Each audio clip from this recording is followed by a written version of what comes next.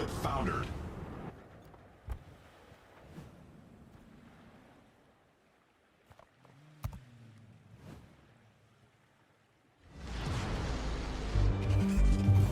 Today, in the name of freedom, we take the battle to them.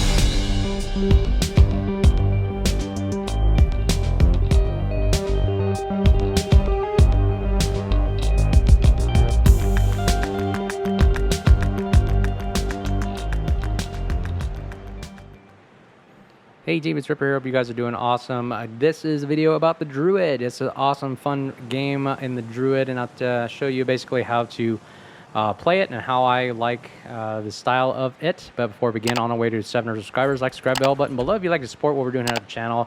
If not, it's okay. Just to watch the video, enjoy it, and have a blast. Put some comments down there. Let me know what you think and what we could do better. We're just having fun, learning about sailing the ship, shooting ships, and having a blast at the same time. Anyways, I know I did a previous video on the Vampire 2, how I play it. Unfortunately, I couldn't record any sound on it for some reason. There's just something weird about the computer. But hopefully this one works, and I'm just recording it as I'm watching the video right here. And it was a really fun match, and you'll actually be impressed at the very end of what this thing can really do and what it's capable of. So, as you can see, the storm is approaching. This is Alpha Bravo Charlie Cap. This is a great destroyer, just like the Vampire. I think the Vampire and this destroyer have two unique playstyles, but ultimately at the end of the day, they are really good at capping and destroying or contesting caps and killing other destroyers, but also providing fire support for your team against cruisers or battleships. I mean, that's why I like the destroyer line. It provides you a good round overall encompassing scope of the battlefield for every playstyle you can think of, because battleships aren't really good against destroyers. Destroyers are. Battleships are good against cruisers, but so are destroyers, with torpedoes and guns and so forth. So the destroyer is so well-rounded that it's good at everything, and it provides the capabilities and platforms to do almost every single aspect you can think about on the battlefield right now. As you can see, I'm actually the only one capping the Alpha Cap, but I'm also contesting it at the same time, as well as providing vision for certain ships, as well as having smoke screens, and if I had torpedoes, it provide torpedo protection as well. Anyways, we have Hydra running to make sure we don't get hit by unsuspecting torps, and I think the indicator is saying there's somebody to the east. Yep, looking over there. Somebody's out there to the east. We're not worried. We have using island cover for protection. Now, we don't want to get shot up, so we'll back out a little bit. The good thing I like about the Druid is it's very good at the engine start and stop features of it. However, you got to be careful not to just sit there in the smoke and get hit by torps, because torps obviously are a little faster. Even as good as the engine propulsion can be, I would not trust it to torpedoes. But anyways, here comes still pesky carrier here. AA on this thing is awful. Like, what other ship is good AA anyways? But I would say contest maybe the Delarna and Holland maybe can contest with a CV. But right now these days, you just better have to smoke up or just nose into any kind of carrier strike. Right now, see those torpedoes coming at you? Yeah, so we just go ahead and reverse and avoid those, all while trying to contest this cap again. It's pretty rough what a destroyer has to do. If you notice that the Druid, if you're new to the channel, new to the game, it only has two forward-facing guns, which is kind of odd because most destroyers usually have at least a rear turret or multiple turrets all along the body, but this only has two forward-facing guns. The offset of that is, because it only has two, they gave it a little bit of fast-firing reload or high rate of fire, and AP shells only. Another caveat, and because it doesn't have HE shells, well, we have to improve the AP shells in some form or fashion to make this ship kind of advertisable, and that is the improved pen angles. And you'll notice later on in the video, you'll see that even angling against this thing doesn't really do much, because these things have very good angles against other ships, and angling from a Druid is almost a difficult task to do unless you're literally just sailing 180 degrees out from this thing. And that is pretty much how you would just run away from the Druid. Going head-on as a destroyer to a Druid is almost suicide, And if you're a cruiser, you got to be careful because the AP shells also do very, very significant damage to light cruisers. You can actually Citadel light cruisers with this thing. And they do very, very good damage. I mean, with the high rate of fire and improved AP shell angles, you can literally take about 1,000 to 2,000 HP off of a ship literally every 2 seconds. So it's pretty brutal. And oh my gosh, we took a torpedo right there. Very, very bad. You see that maneuverability is okay. Start stops are okay. But man, when you're going against torpedoes, it is a gamble. But cool thing is, we have Cunningham as a captain, which gives us extra heals if we get 2 kills, as well as we have 3 heals that, in addition to just being a destroyer with heals. And I don't know if that makes sense, but basically a destroyer with heals. That's the benefit. Most destroyers don't come with it. The ability to heal and take damage and be a gunboat and DD is really you taking as much firepower as possible while receiving damage, and then you're going to be able to heal from it. Because again, look, I'm just a shooting gallery for everybody right now because nobody's shooting anybody else but me. And that's, see the exclamation point and keep blinking, that, yeah, they're all shooting me. Even though there's 3 other juicy targets out there, but nobody was firing at them because obviously we are one of the most deadliest assets on the battlefield right now. A Druid on the battlefield needs to be reckoned with.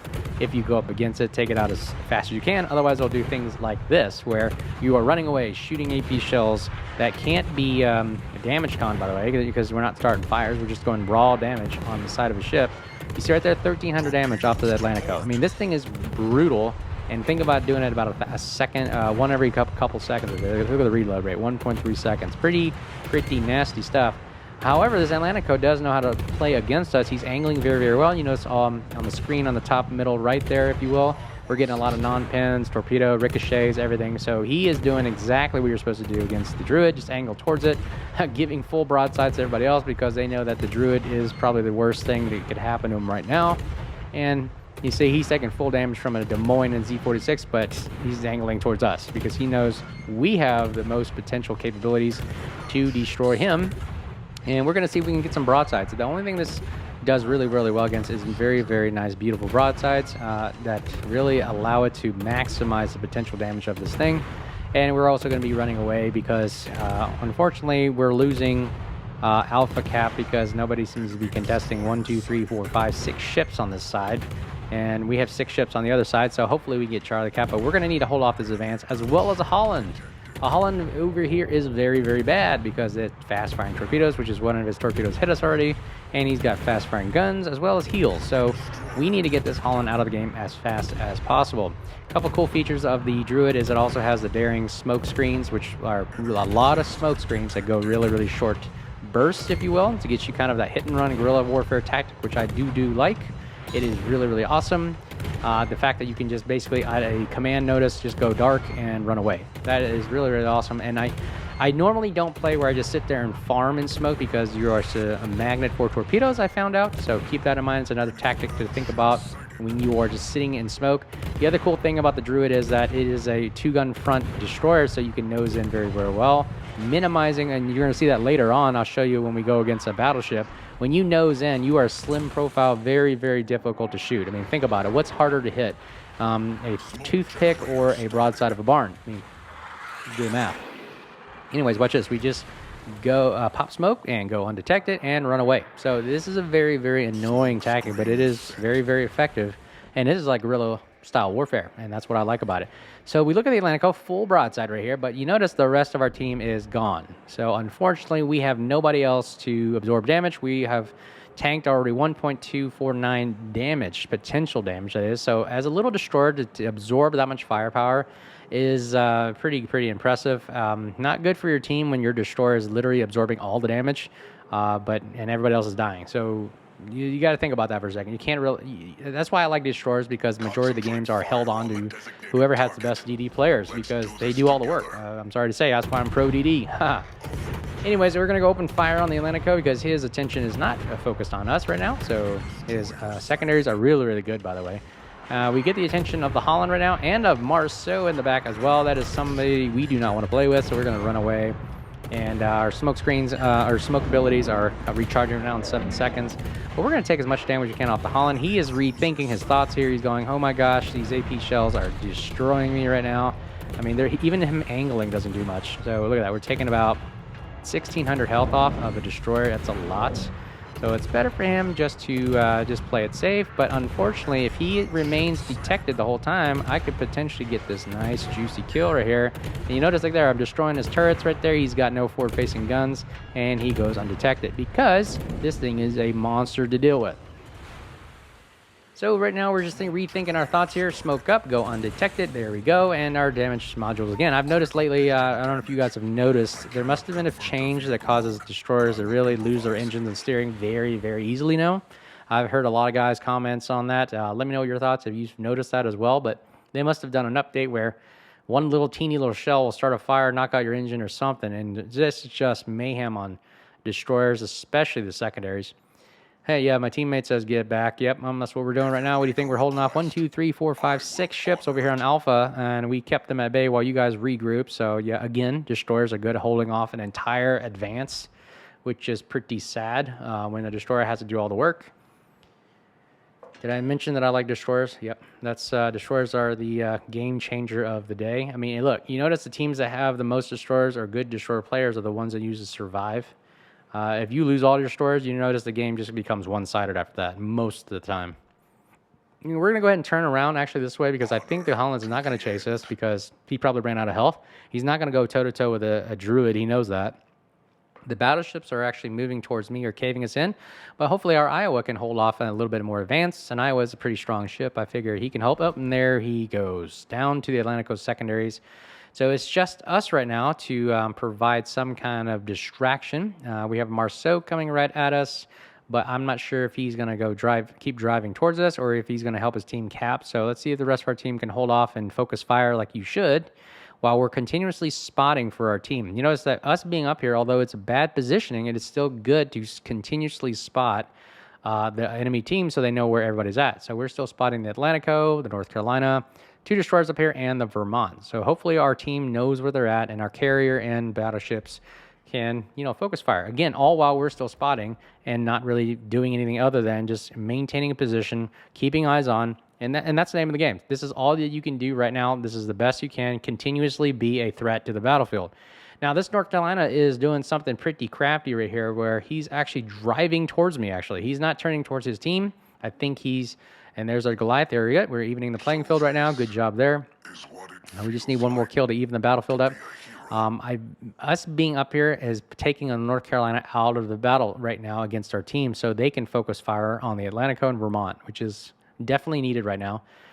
And let's see here. Does the North Carolina change course? Let's see. What does he do? I think he's really wanting to kill us really, really bad right now because he's not changing course. He's kind of aiming where he thinks we're at. He doesn't know that we are constantly maneuvering around him. Oh, he's showing full broadsides. We're going to take advantage of this right now.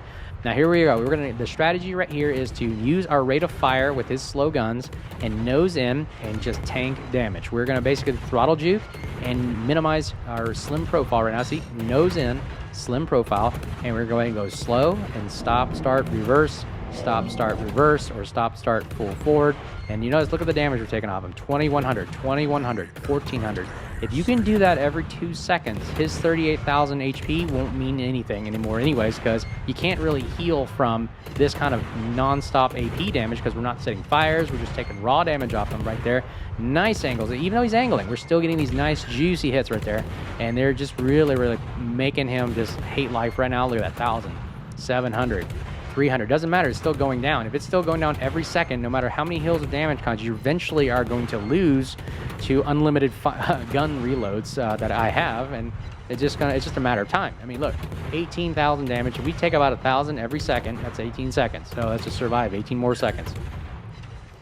12 seconds. 10 seconds. Look at 1,000 damage. 8 seconds. 7, 6, 5, 4, 3, 2, 1. Boom. Splash 1. RIP back to Porty, and he is down, and that is how you take on a battleship and a Druid. Just think about what that. He is a major player on the battlefield, and he got taken out by a little destroyer. So the Druid is a very, very, very powerful ship if you play it correctly and use its abilities to the maximum potential. And now we're going to go ahead and drive and continuously spot for our team. Hopefully they can take out another battleship to even the playing field, and then we hunt destroyers down as our final mop-up. Let's see here. Can we get the Atlantico? Oh, and the Atlantico takes down our Veneto, and that is a bad, bad sign until the Shimakaze takes out Atlantico. So this is still a winnable game. 3 versus 4 with a carrier on each side, so still possible to win here if we don't lose any more ships. We're going to go ahead and actually this carrier is actually doing something crazy. He's driving towards us, and we lose our other destroyer. So not very good. We should have taken out that Holland earlier. That would have helped out, keep our Shimakaze alive, who could then have torped the battleship, and we could have won it very, very simply right there if we just had enough ships. So it's just us and the CV right now, but you know what? Why don't we go down on the Blaze of Glory, go ahead and nose into the carrier, and see if we can take out the carrier before the rest of the team dies. There he is, and free shots, fire at will, full send. And let's just sit back and enjoy the gunpowder reload. Listen to the sound of that wonderful, wonderful sound of freedom.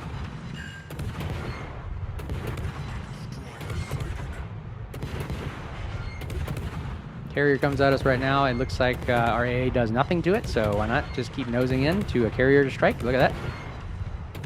That's all we can do. Yep.